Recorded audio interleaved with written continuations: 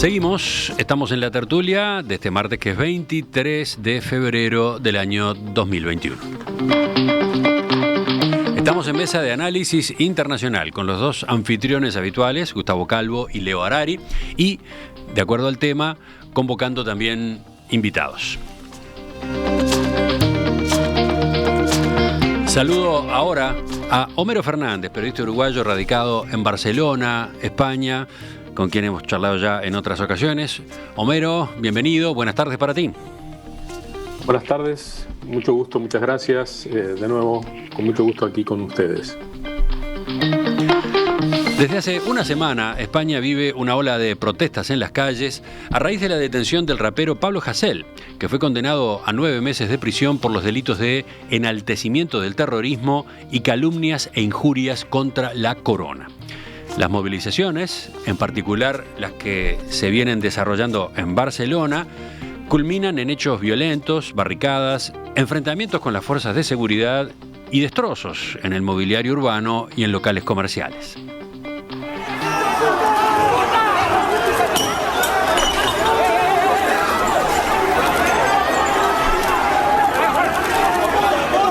El músico fue a la cárcel a raíz de una serie de tweets que publicó y en los que tildaba de mafioso al rey emérito de España, Juan Carlos I, elogiaba a terroristas de ETA y acusaba a la policía de matar y torturar a migrantes y manifestantes. El ingreso en prisión del rapero avivó en España el debate sobre la libertad de expresión. Esa fue una de sus derivaciones, pero hubo otras. Diferencias en el seno del gobierno, diferencias entre el PSOE, el jefe de gobierno Pedro Sánchez, y su principal aliado, Unidas Podemos, que ha criticado la detención de Hasél e incluso ha visto con una especie de simpatía estas protestas con sus extremos violentos. ¿Quién quiere empezar con este tema? ¿Empezamos afuera de España? Gustavo, primero tus apuntes. Sí, en realidad hablar de este rapero es hablar de Cataluña y hablar de Cataluña es hablar de España. Es decir, todo se entremezcla aquí. Pero sí, el gobierno español dice que este rapero es nada más que una excusa para el desarrollo de la violencia. Si la policía dice que la detención es nada más que una excusa para la formación de grupos radicales, si los propios organizadores de las marchas dicen que están allí porque quieren otras cosas y este rapero es solo una excusa, yo tengo que concluir que es una excusa. El problema es más de fondo. El problema es quizás, como sucedió en Chile, no el aumento de un boleto. Es decir, España vive, y Cataluña en particular, vive un momento donde se entrelazan muchas capas problemáticas. Desde el gobierno se está manejando una coalición que ha sido débil desde su nacimiento, después profundizaremos, y esa debilidad se está haciendo patente en la atención de los problemas básicos, pero también en la atención de las crisis.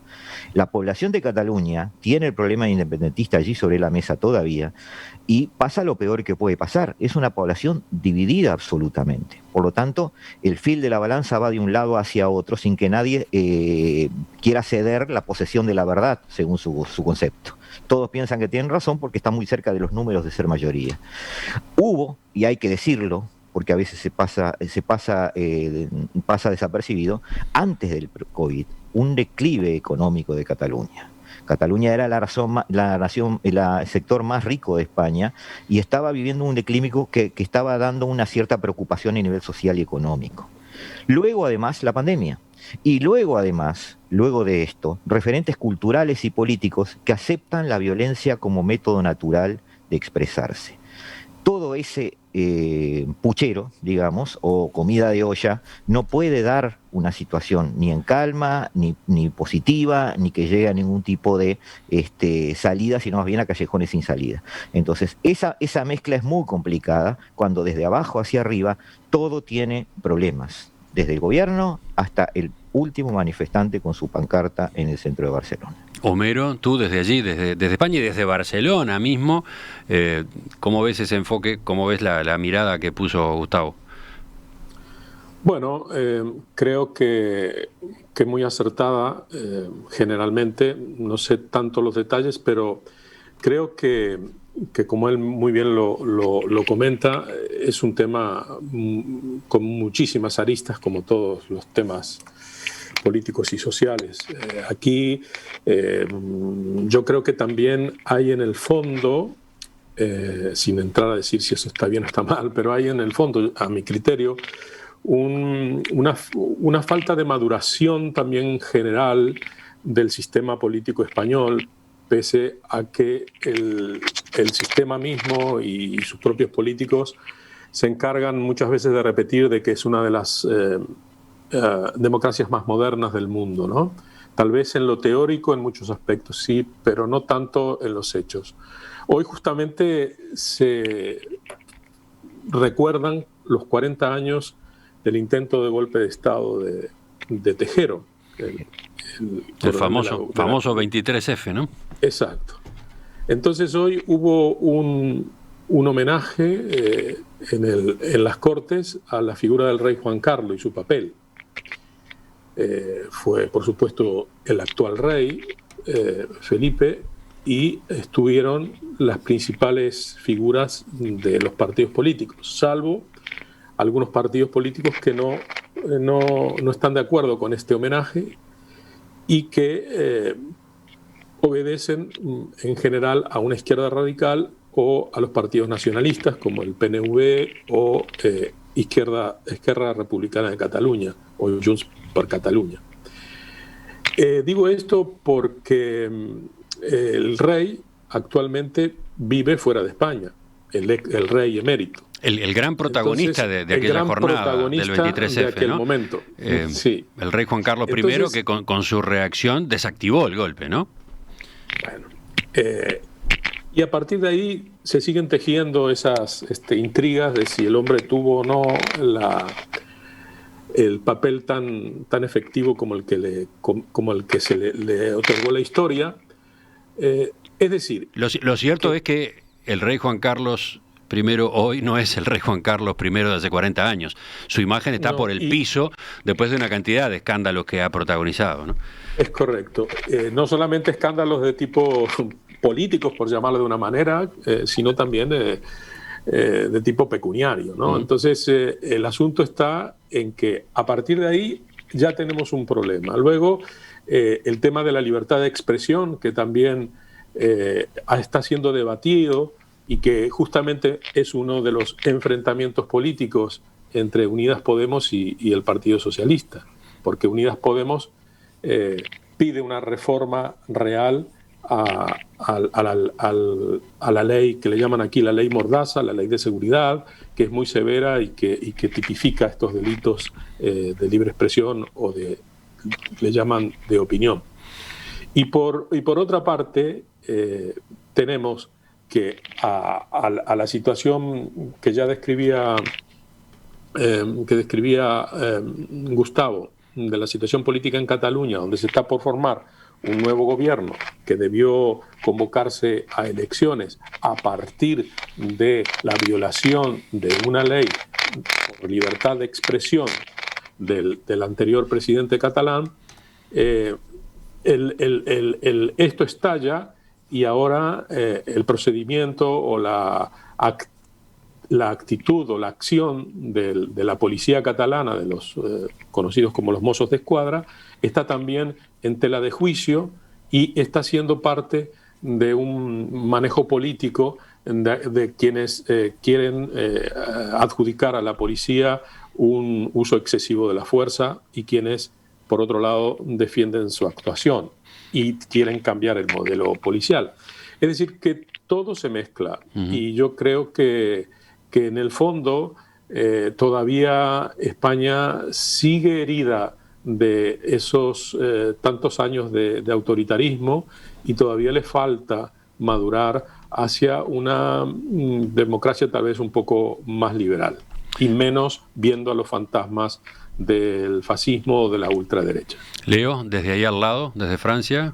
Está bien, yo coincido con que hay muchas capas y coincido también con que hay una fuente original que para mí fue el robo con sangre y muertos de la República Española en manos de un general papanatas reaccionario como fue Franco, que decidió ser el restaurador de la monarquía como sucesión a su dictadura, para lo cual formó como si fuera un padre al rey Juan Carlos, que tuvo, yo creo, un papel en la modernización de España, por otro lado casi obligatorio, porque ya estaba el germen de la Unión Europea presionando por todos lados para no tener un país en rebaja, haciéndole la competencia al nuevo mercado que se está creando.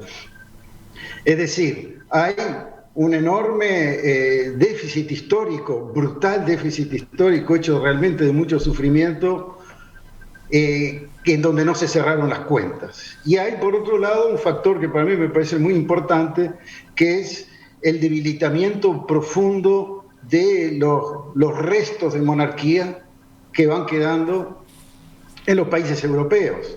No solo España tiene una crisis monárquica. En España tenemos un rey prófugo, medio escondido en la cuna de la democracia, que es Arabia Saudita. Es como el peor lugar para ir a encontrarse con los amigos. Pero tenemos también a la hija procesada judicialmente, el marido un estafador, y el pobre Felipe haciendo lo que puede, pero haciendo lo que puede de un linaje que no tiene una historia muy maravillosa, del cual nosotros los que ellos llaman iberoamericanos tenemos mucho para contar. Pero también pasa en Inglaterra, que parte de la familia se les va disgregando y yendo para un lado y para otro. Es decir, existen los últimos resabios de monarquías, salvo en aquellos países donde se integraron y se dejan llevar y son personajes de opereta. En los lugares donde todavía conservan algún poder o una representación del Estado, la están pasando duramente. Entonces, eso en parte creo que es el motor de una vieja bronca a la que se le suman todas las dificultades que se mencionaron. Nosotros no podemos estar contra la independencia de Cataluña, aunque nos parezca un mal negocio, porque nos independizamos de la colonia española hace 2 siglos, un poco más. Mira, Gustavo te dice negativo, no estoy de acuerdo. No nos independizamos de la corona española. Bueno, no, creo que lo que quiere decir es, no me lleves a mí en tu viaje. No. A ver, ¿qué es lo que estás diciendo, Gustavo? O sea, estoy totalmente de acuerdo con la existencia histórica de problemas. Está bien, como dice Homero, que hay heridas. Los latinoamericanos tuvimos hace 40 años también heridas. Cuando Adolfo Suárez estaba siendo elegido, nosotros estábamos saliendo también o planificando de alguna manera algunas cosas para nuestro 80 en aquel momento. Pero vivir presos de lo que pasó hace 40 años, con ese criterio vamos a los Habsburgos y los Borbones. A mí me gustan mucho más los Habsburgos, me molesta la forma de gobernar de los Borbones, pero no es el tema hoy, me parece.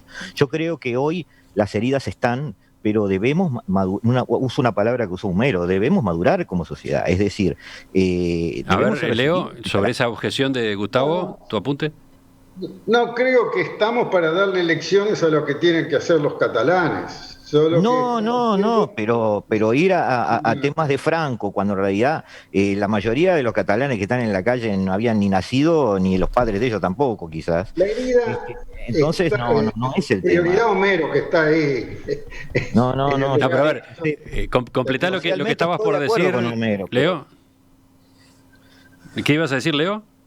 No, lo que iba a decir es que en la historia no todas las cuentas se cierran. Y muchas van siguiendo, y el que tiene un poco de memoria puede sacar sus conclusiones. Yo no creo que la monarquía sirva para nada, más que para gastar plata del pueblo y eventualmente en algunos momentos representar una unidad que de otra manera sería imposible, pero que en España no lo están logrando, al contrario. Ahora sí, Homero levanta la mano, quiere terciar en esa discusión.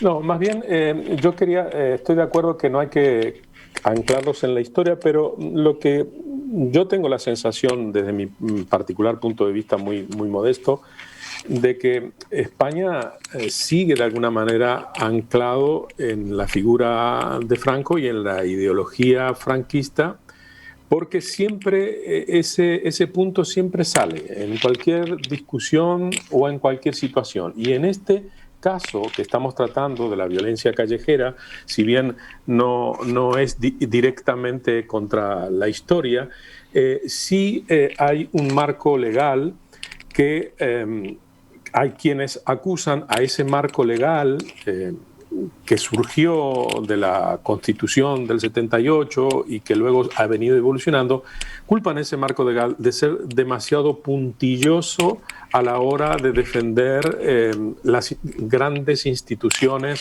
como puede ser justamente la monarquía, la Guardia Civil, el gobierno, la Iglesia. Entonces, la discusión viene por el lado de que la libertad de expresión debe respetar de alguna forma su esencia. Y en ese sentido, consideran que juzgar o mandar a la cárcel a alguien por injurias a la corona o por injurias al gobierno. El hecho de las injurias son más bien una ofensa que va dirigido hacia una persona, no hacia una institución. Defienden quienes piden reformas en ese sentido, que organismos tan poderosos como el gobierno, como la monarquía, como la Iglesia, como todas las grandes instituciones que conforman la estructura administrativo-política del país, no necesitan de esas defensas acérrimas, sino que en el supuesto de que alguien ponía un ejemplo, dice, tú puedes decir que la monarquía roba, podrías decirlo sin pena, sin que te castiguen. Lo que no podrías decir es que la infanta ha robado tal cosa, si no es cierto. Entonces, el asunto está bien claro, la discusión, inclusive hoy mismo en España, ya hay conversaciones que creo que iniciaron ayer o antes de ayer entre el Partido Socialista Obrero Español y el Partido Popular. El Partido Popular, de alguna forma, con todos estos gobiernos anteriores, ha tenido la opción prácticamente de influir en el nombramiento de los jueces principales de la estructura de lo que en Uruguay sería la Suprema Corte, ¿no? Entonces, hay una necesidad a lo largo del tiempo de cambiarlos, porque ellos ejercen su autoridad aparentemente basados en conceptos conservadores y franquistas. Entonces, por eso digo que no es tanto la figura como figura, sino que sigue habiendo en cada debate esa raíz que lleva a la necesidad de curar heridas y de modernizar ciertas cosas. Tengo la sensación de que hoy te corté, Gustavo, y tenías algo para agregar. Vamos con eso ya sobre el final. Dos apuntes rápidos porque así no complicamos el tiempo. En primer lugar, a lo que ha planteado Homero, en que sigue vivo un poco la forma de hacer las cosas del franquismo y eso, yo pienso que funciona al revés. Humildemente estoy aventurándome en terrenos sociológicos, pero a mí me parece que no es que siga habiendo franquistas, a mí me parece que, como en todas las sociedades, sigue habiendo personas que tienen un perfil más conservador, que no le gustan los cambios, que no le gusta arriesgarse, que piensan que el orden es algo más beneficioso que el hecho de preocuparse de quién tiene más y quién tiene menos. Hay otra gente que es más sensible socialmente, entonces toma de la historia aquella cosa con la que se puede identificar. Yo, por ejemplo, hoy en Argentina, ya que recién hablamos de Argentina, no creo que haya chiquilines de 18, 20, 25 años profundamente enraizados con el peronismo, simplemente su carácter es de determinada forma, van a los libros de historia y quien hizo esas cosas o pensó de esa manera o habló de esa manera fue Perón. Entonces, me parece que el franquismo sigue en eso, pero no por un pecado de la historia que sigue siendo perviviente, digamos, de alguna manera. Ahora, hoy los problemas son problemas de hoy. Cuando en el 2020 se armó esta coalición con el PSOE, más Unidos Podemos, más vascos, más catalanes independentistas, más todos aquellos que se pudieron armar en esa ensalada, se advirtió que esto iba a ir mal. Todos sabíamos que iba a funcionar mal, porque fueron presos de sus ataduras ideológicas. A la derecha ni un vaso de agua. Y bueno, hoy tienen que hablar con el Partido Popular. Es decir, si las cosas son, los problemas de España son determinados, si hay una lista de problemas de España que todos los españoles, mucho más autorizados que yo, saben cuáles son y te pueden hacer una lista en 5 minutos de los principales problemas. Bueno, señores, podemos hacer un acuerdo entre partidos para esos 10, 15, 20 problemas y hacerlo como va a suceder seguramente en Cataluña, porque está Unidos Podemos debilitado en Cataluña, la derecha está presente, los conservadores del Partido Popular están con la extrema derecha de Vox en pleno auge, es decir, de alguna manera Pedro Sánchez tiene que bajar a tierra, y creo que está bajando a tierra. Leo. Todo lo que se le dijo sobre Pablo Iglesias y Unidos Podemos se cumplió, sucedió. Leo, y después Homero. Como iba a suceder. No sé, porque estamos en un momento muy especial, porque hay como una especie de tapa de la olla a presión social por el tema de la pandemia. Y entonces, cada tanto chifla la válvula de la olla a presión porque hay desbordes o porque hay hechos puntuales, como ha sido la cárcel del rapero, que desencadenan. Pero la presión social está toda ahí adentro, o sea que en unos meses lo que se estabilice el tema sanitario, vamos a ver cosas muy fuertes, en mi opinión, mucho más fáciles de entender si entendemos la historia, mucho más fáciles de entender si vemos cuáles son las cuentas que no están cerradas y si entendemos de qué manera influye la decadencia de los restos feudales de las monarquías en el imaginario colectivo y en la capacidad de elaboración política de los diferentes movimientos. Es gracioso porque en Francia en estos momentos se está declarando un cantante uruguayo, Francis Lalanne, hijo de una uruguaya y de un francés que canta canciones muy agresivas contra el Estado.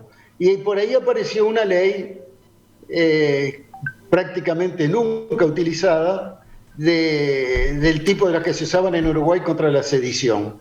Y ahí está también, o sea que ahí también... Mirá qué interesante esa faceta, no la teníamos registrada, seguramente los oyentes, o buena parte de los oyentes tampoco.